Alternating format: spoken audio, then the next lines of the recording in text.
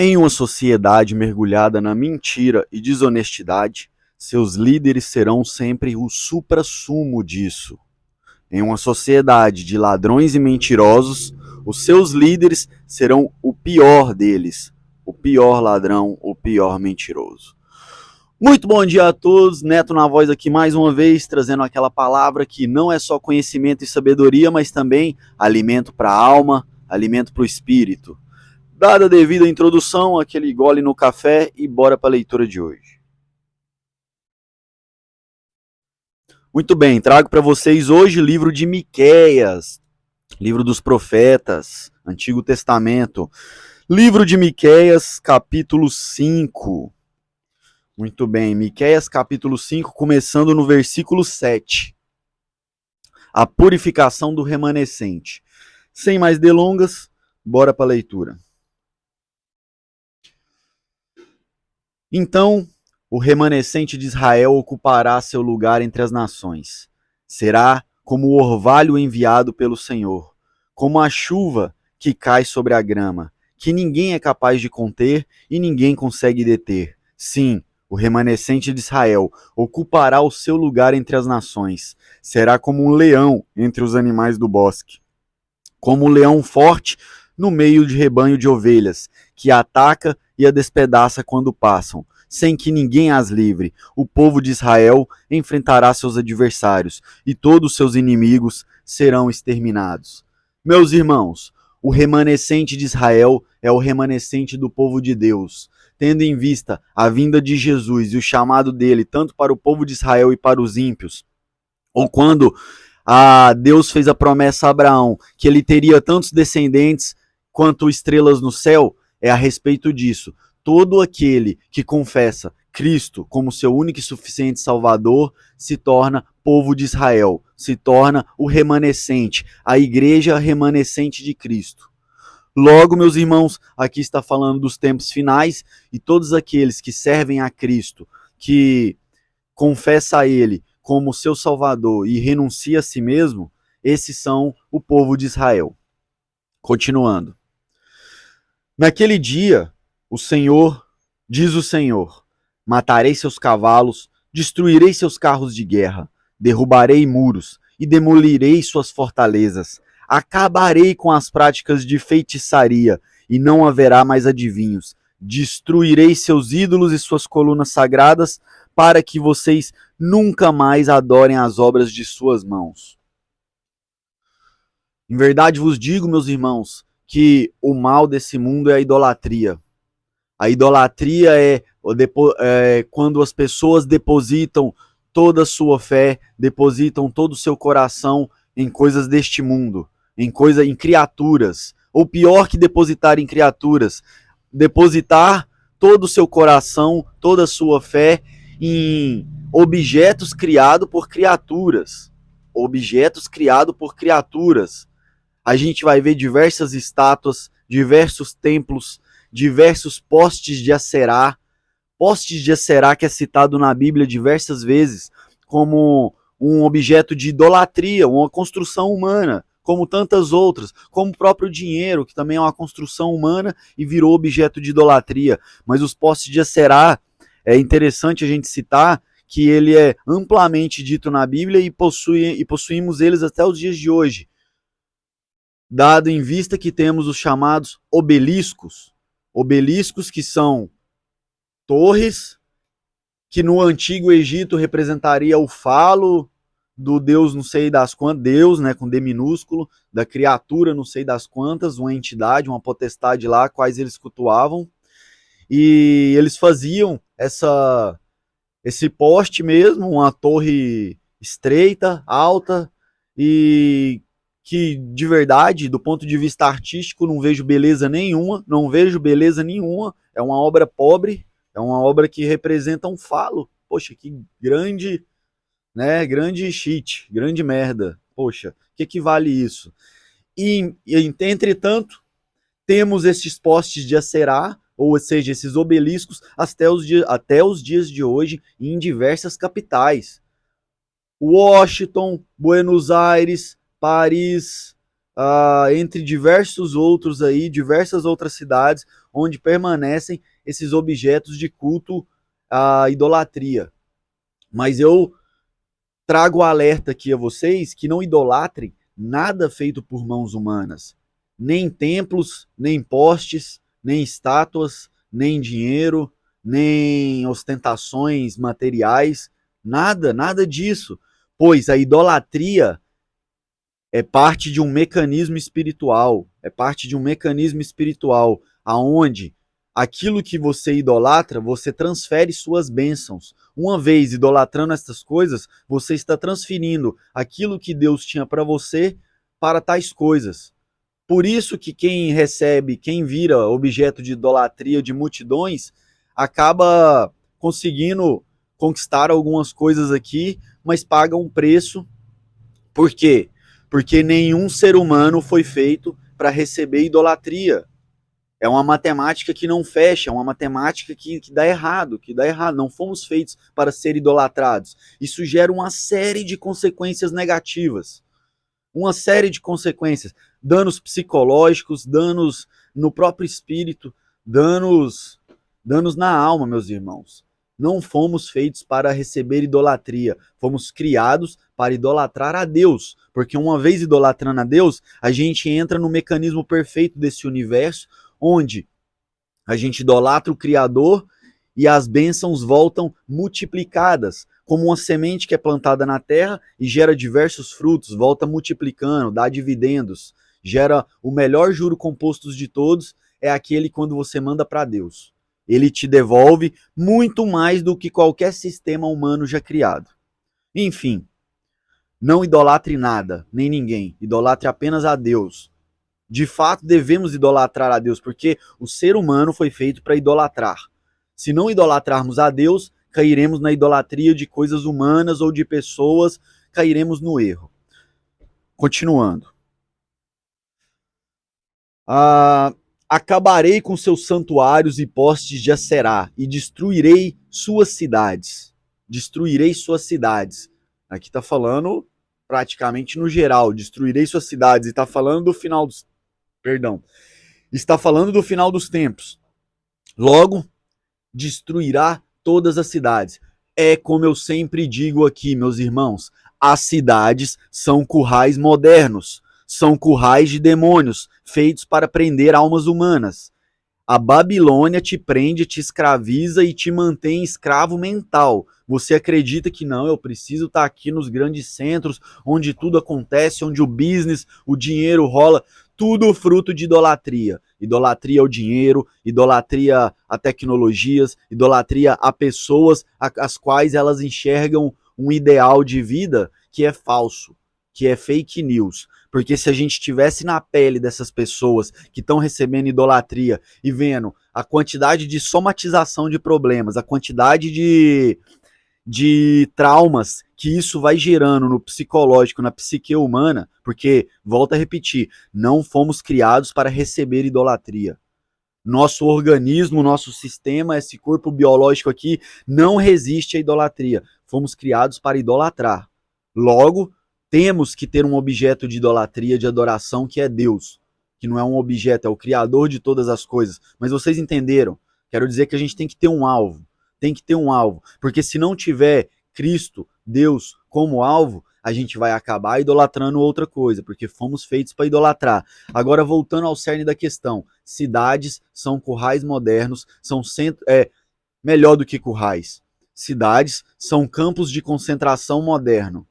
Que os campos de concentração fazia? Confinava as pessoas, fazia lavagem cerebral e diversos experimentos sociológicos. Engenharia social, né? A engenharia do capiroto. Logo, as cidades de hoje em dia são os campos de concentração modernos, onde as pessoas são testadas, manipuladas, induzidas a diversas práticas danosas a ela, ao espírito dela, à alma dela. Portanto, fuja das cidades, porque está dito no livro dos profetas, e Jesus também, quando veio, disse: não restará pedra sobre pedra. Neto, como assim? Todas as cidades vão ser destruídas em algum momento? Sim, meus irmãos, em algum momento não restará pedra sobre pedra. E é incrível como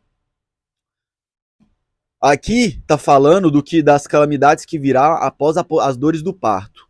É incrível como assimilamos hoje os acontecimentos com as dores do parto e como todos esses acontecimentos parecem estar diretamente envolvidos com o reino de Deus sofrendo uma mudança energética.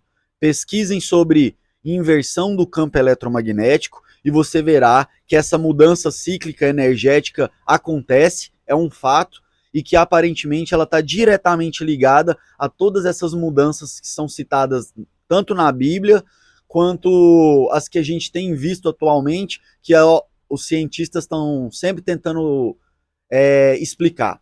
Mas como a narrativa deles é baseada, apoiada em bases mentirosas, alicerces mentirosos, então a teoria é frágil. E a teoria deles estão sempre mudando. Enquanto a Bíblia tem bases sólidas e firmes, se prova cada vez mais consistente, cada vez mais verdadeira. Por quê? Cientistas vão dizer, aquecimento global, que não sei o quê, gases do efeito estufa. Vamos lá, o que são o efeito estufa?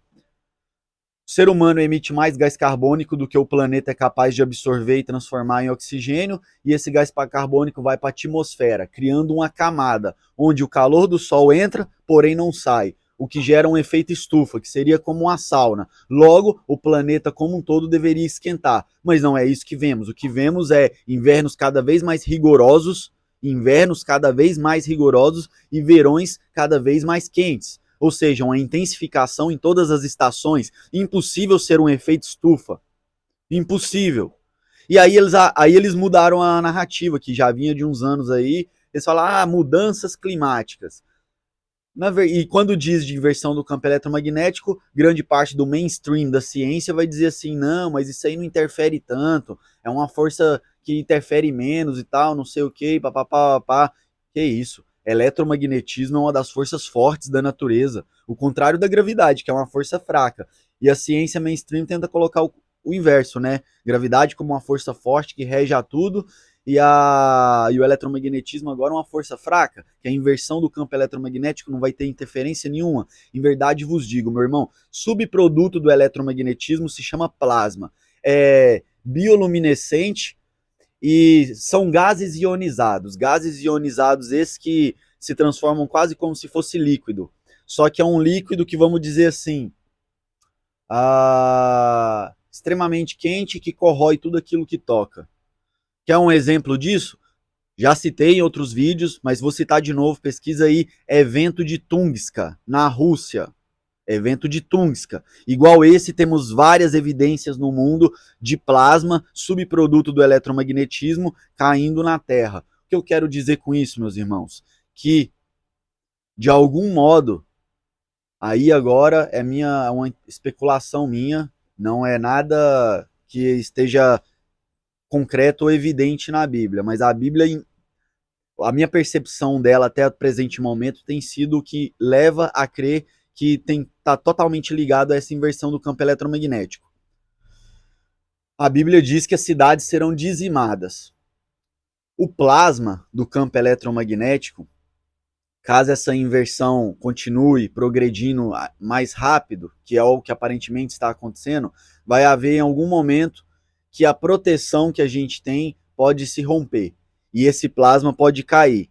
O plasma do eletromagnetismo, ele é altamente condutor, ele é atraído para tudo que envolve eletricidade. Logo, transformadores, postes, a fiação, tudo que envolve energia elétrica na cidade, principalmente onde temos as bases de usinas hidrelétricas, onde temos as estações de distribuição de energia, são os lugares aos quais mais vai atrair o plasma. E o plasma, quando ele cai nessas condições e queima matéria física aqui na Terra, ele forma uma chama azul. Que é um fenômeno extremamente interessante, que recém foi filmado caindo uma chama dessas de nuvens por esses aviões da Nova Jersey lá que tá tendo essas filmagens dos drones e todos aqueles eventos. Teve um piloto de avião que filmou uma queda de uma chama azul assim, que já foi filmado outras vezes, uma vez na cidade do México, há um tempo atrás, e há poucos anos atrás, em São Paulo também. Em São Paulo teve uma câmera que pegou uma bola azul dessas descendo e pegando na fiação elétrica, e ela é totalmente diferente do fogo convencional, quando explode um transformador, ou quando alguma criança joga uma pipa ou uma vareta na fiação elétrica, você vê que dá aquela chama meio alaranjada, amarelada, uma cor mais de fogo mesmo. Essa do plasma, ela é azulada. O que eu quero dizer com tudo isso? Que esse fenômeno é real, esse fenômeno existe, e ele provavelmente pode ser o fim das cidades. Pode ser o fim das cidades, porque com a inversão do campo eletromagnético, muda as atividades sísmicas da Terra, que estão aumentando, que está descrito em Mateus 24, aumentaria os terremotos. Com esses abalos sísmicos, aumenta o número de erupções vulcânicas. Junto com abalo sísmico e erupções vulcânicas, a gente tem a inversão do polo, que pode quebrar essa barreira e esse plasma cair. Dado toda essa conjuntura, temos o final de Mateus 24, as dores do parto, onde a Bíblia descreve: naqueles dias teremos calamidades como nunca vista na terra antes, tremores e abalos sísmicos como nunca visto na terra antes. Não restará uma ilha, montanhas desabarão, as estruturas do céu serão abaladas. Meus irmãos, a Bíblia diz tudo. A Bíblia diz tudo. A ciência verdadeira não desmente a Bíblia, pelo contrário. Mas acontece que a ciência se deturpou tanto por teorias mentirosas e foi seguindo a linha das teorias, porque quando você pega algo prático, algo aplicável, não tem engano. Poxa, sei lá, um ar-condicionado ou um computador. Você vai, constrói, utiliza e vê que aquilo é empírico, que aquilo funciona. Agora, para além do empírico, as teorias que regem a ciência moderna, principalmente ciência cosmológica, principalmente teoria da relatividade, principalmente teoria de Darwin, a teoria darwinista, como chamam aqui, meus irmãos, teorias falaciosas, teorias que quanto mais a ciência avança, mais elas se mostram duvidosas, mais elas se mostram improváveis. Logo, desperta tu que dormes e saia dos campos de concentração da Babilônia. Continuando aqui. Com terrível ira derramarei minha vingança sobre todas as nações que não me obedeceram. Interpretando aqui as escrituras, podemos dizer que na devida medida cairá sobre todos as consequências de seus atos. Pois aquele que se arrepende de verdade merece o perdão, e Deus tem misericórdia. Mas aquela sociedade da qual não se arrepende, se orgulha de seus erros, bate no peito e diz que está acima de tudo e de todos, esses, injustiça e ainda assim com misericórdia, colherão os frutos do seu plantio. Continuando, capítulo 6. Ouçam o que o Senhor diz. Levantem-se, apresentem sua causa, que os montes e as colinas sejam testemunhas de suas queixas. Ou seja, seja sincero, apresente sua causa, se mostre, mostre os seus valores, mostre o tesouro que está no seu coração. Você tem arrependimento, você tem orgulho. Se tem arrependimento é pelo quê? Se tem orgulho é pelo quê? Se idolatra, idolatra o quê? Apresente-se, mostre, mostre-se diante de todos, mostre-se principalmente diante de Deus.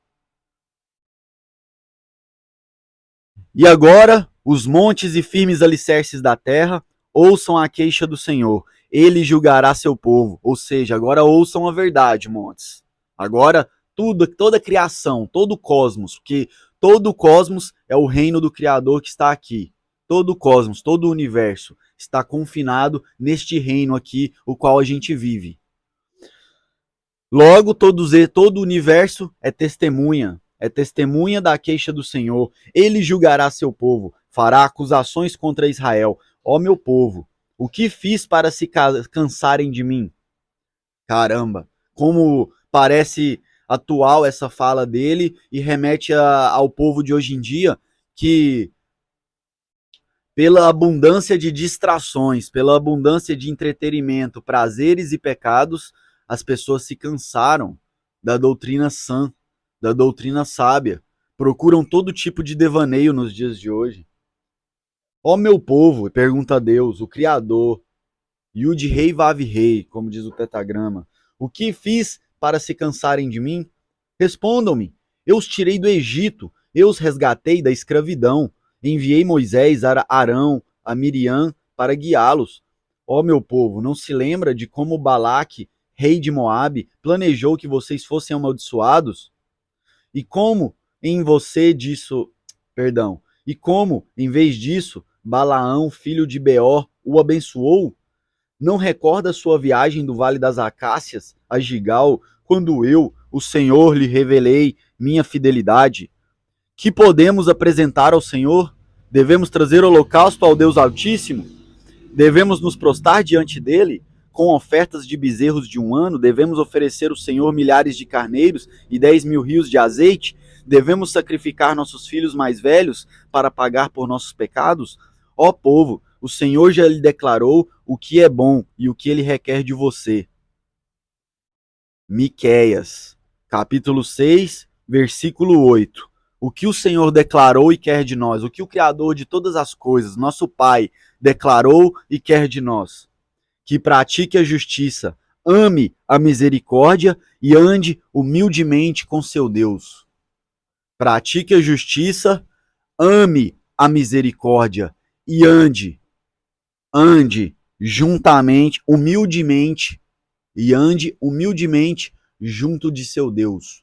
Ou seja, que busquemos os passos de Cristo, cuja a consciência, o pensar, o sentir de Deus foi passado para nós. Foi a forma demonstrada para nós de como Deus age, de como Deus espera que agimos. Perdão. Então, o próprio povo questionou: o que quer? Quer sacrifício? Quer que a gente mate animais? Quer que a gente sacrifique o filho mais velho? Não. Deus já deixou claro o que ele quer da gente: justiça, ame a misericórdia e ande humildemente com seu Deus. Meus irmãos, a gente às vezes foca nas milhares de distrações que tem ao nosso redor.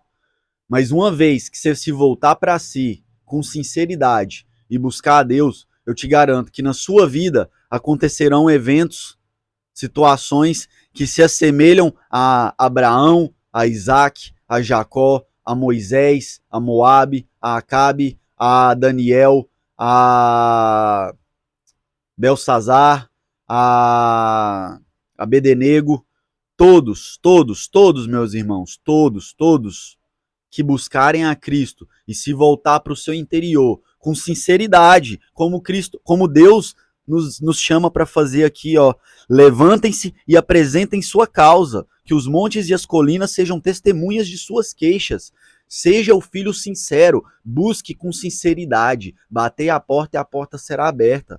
Falo isso todo santo dia, para buscarem por si mesmos. Conhecimento, informação a gente obtém uns com os outros, mas apresente você as suas causas a Deus e converse com ele, como um filho conversa com o pai, e receba as instruções. Receba as instruções. Em verdade vos digo, se não for um filho ingrato, se não tiver cego pelos entretenimentos, pelos brinquedinhos viciosos que o mundo nos apresenta, se você estiver liberto dessa prisão mental que a Babilônia cria na cabeça das pessoas, essa lavagem cerebral, eu te garanto, você olhará com gratidão por cada passo de sua vida que foi dado a partir do momento que você decidiu buscar a Deus. Porque ele vai te induzir, ele vai te instruir. E se você não for ingrato, você vai olhar para trás e vai falar: caramba, olha onde eu estava e olha onde eu estou. Olha o que eu queria e olha agora como eu estou. Olha o que eu pedi, olha o que eu consegui. E Deus continua me movendo, continua me levando. Meus irmãos, é para levantar os braços e dar glória a Deus. Glória ao Pai que nos dá tudo aquilo que necessitamos. Não nos deixa faltar nada. Então, meus irmãos, a palavra de hoje é essa.